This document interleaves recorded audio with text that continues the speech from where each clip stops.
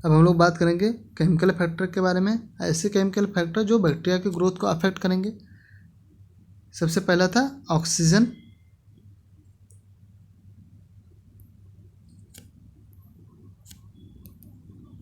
Oxygen is required for the growth of micro organism. Micro organism की growth के लिए oxygen की requirement होती है। ऑक्सीजन के आधार पर बैक्टीरिया को अलग अलग कैटेगरी में क्लासीफाई किया जाता है, देख ले रहे हैं। Classification of bacteria according to oxygen required. Oxygen require के बेसिस पे बैक्टीरिया को अलग अलग भाग में क्लासीफाई किया जाता है, जिसको एक बार हम लोग पढ़ चुके हैं।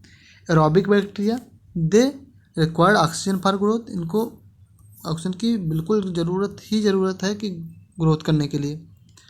एग्जाम्पल है स्यूडोमोनास। एग्जाम्पल याद हो पाए तो याद करना, नहीं याद हो पाए कोई बात नहीं। Aerobic bacteria, anaerobic bacteria do not need oxygen for growth. इनको ग्रोथ के लिए ऑक्सीजन की ज़रूरत नहीं होती है। से स्ट्रेप्टोकाकस, पायरोजेंस। तीसरा होता है facultative anaerobic bacteria, they can grow in presence और एब्सेंस ऑफ ऑक्सीजन। या ऑक्सीजन की प्रेजेंस हो या एब्सेंस हो, सब में ग्रोथ करते हैं। जैसे एग्जांपल है ईस्ट। समझ में आया? 3 प्रकार के टेम्परेचर ने 3 प्रकार के ऑक्सीजन बैक्टीरिया, 3 प्रकार के ऑक्सीजन के द्वारा classified bacteria. Aerobic bacteria, anaerobic bacteria, facultative anaerobic bacteria. Aerobic मतलब ऑक्सीजन बिल्कुल रिक्वायरमेंट है, एनारोबिक में ऑक्सीजन की रिक्वायरमेंट नहीं है। फैकल्टेटिव में ऑक्सीजन प्रेजेंट हो या ना हो कोई फर्क नहीं पड़ता। चौथा हम लोग पढ़ने जा रहे हैं micro aerophilic bacteria. Micro aerophilic bacteria चौथा है क्लासिफिकेशन ऑक्सीजन में। They required low level of O2। इनको ऑक्सीजन की ज़रूरत होती है, लेकिन बहुत कम मात्रा में ऑक्सीजन की ज़रूरत होती है। High level of O2 toxicant to microbe. अगर ऑक्सीजन का कंसंट्रेशन हाई लेवल चला जाता है तो इन ऐसे माइक्रोब की डेथ हो जाती है। इनके लिए टॉक्सिकेंट का काम कर जाता है। जैसे कैंपिलोबैक्टर बैक्टीरिया होता है। ओके, अब हम लोग पढ़ेंगे कार्बन। कार्बन ग्रोथ में कैसे इफेक्ट करेगा। Carbon is structural backbone of the living organism. कह रहे हैं जो भी लिविंग ऑर्गेनिज्म है वो कार्बन से ही बना है। तो कार्बन क्या है, उनका बैकबोन है। Needed for all organic compound. Carbon की रिक्वायरमेंट ऑल ऑर्गेनिक कंपाउंड को सिंथेसिस करने के लिए पड़ती है, चाहे वो प्रोटीन हो, कार्बोहाइड्रेट हो, फैट हो, न्यूक्लिक एसिड हो, कोई भी चीज़ हो, सबके लिए कार्बन की रिक्वायरमेंट होगी। ओके, नहीं तो कार्बन बहुत ज़्यादा इंपॉर्टेंट है ग्रोथ के लिए। Chemotrophs gets most carbon from the organic compound like protein, carbohydrate and lipid.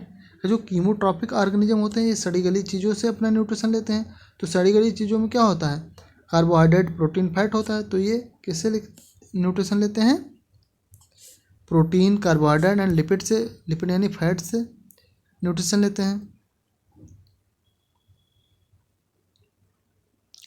तो सबसे ज़्यादा कार्बन कहाँ से लेते हैं ये लोग, प्रोटीन, कार्बोहाइड्रेट एंड लिपिड से। फिर से देख लेना पॉइंट, कीमोट्रॉप्स गेट मोस्ट कार्बन। कीमोट्रॉप जो ऑर्गेनिज्म होते हैं अपना ज़्यादा से ज़्यादा कार्बन कहाँ से लेते हैं, प्रोटीन, कार्बोहाइड्रेट एंड लिपिड से।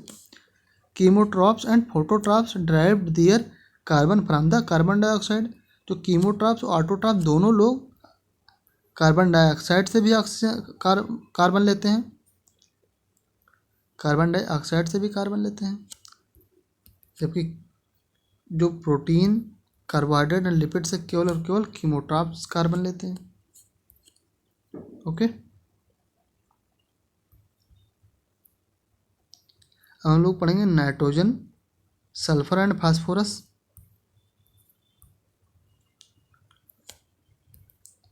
Required for synthesis of the cellular material. Nitrogen, sulphur, phosphorus का रिक्वायरमेंट होता है सेलुलर मटेरियल को सिंथेसाइज करने के लिए। जैसे नाइट्रोजन नाइट्रोजनी बेस में, सल्फर प्रोटीन में भी पाया जाता है, फास्फोरस भी प्रोटीन में पाया जाता है। Nitrogen and sulphur is needed for the protein synthesis. Nitrogen और सल्फर की जरूरत किस में होगी, प्रोटीन सिंथेसिस में होगी। Nitrogen and phosphorus needed for synthesis of DNA।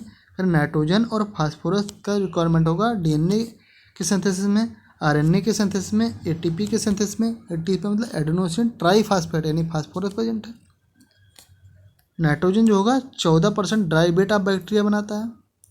जो नाइट्रोजन होता है वो 14% ड्राई वेट ऑफ बैक्टीरिया बनाता है, जबकि जो सल्फर होता है, सल्फर और फास्फोरस होता है, ये 4% ड्राई वेट ऑफ बैक्टीरिया बनाते हैं। ओके,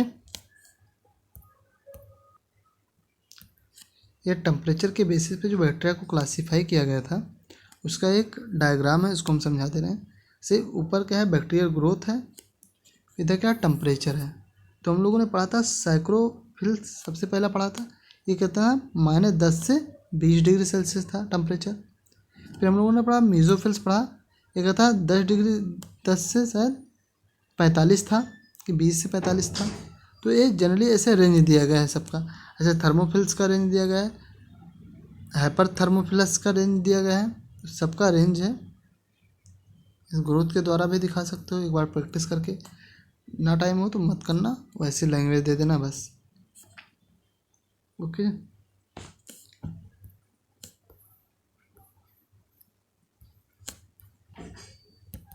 अब हम लोग पढ़ेंगे बैक्टीरियल स्टेनिंग के बारे में, जो कि हम अगले वीडियो में बात करेंगे।